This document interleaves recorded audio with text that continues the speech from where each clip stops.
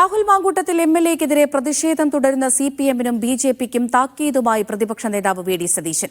ഇനിയും കളിച്ചാൽ കേരളം ഞെട്ടുന്ന വാർത്ത പുറത്തുവരും. രാഹുൽ മാങ്കൂട്ടത്തിൽ അധ്യായം അവസാനിച്ചതാണെന്നും വി ഡി സതീശൻ പറഞ്ഞു. രാഹുൽ മാങ്കൂട്ടത്തിനെതിരായ പാർട്ടി നടപടി പൂർത്തിയായ ശേഷമാണ് സിപിഎമ്മിനും ബിജെപിക്കുമെതിരെ പ്രതിപക്ഷ നേതാവ് തിരിയുന്നത്. സിപിഎമ്മിനോടുള്ള വെല്ലുവിളി ഇങ്ങനെ: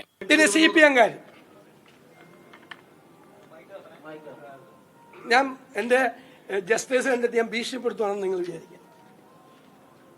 അധികം കളിക്കരുത് ഈ കാര്യത്തിൽ. ഞെട്ടിപ്പോവും. അല്ല, വേണമെങ്കിൽ അങ്ങനെ എടുത്തോ. കേരളം ഞെട്ടിപ്പോവും.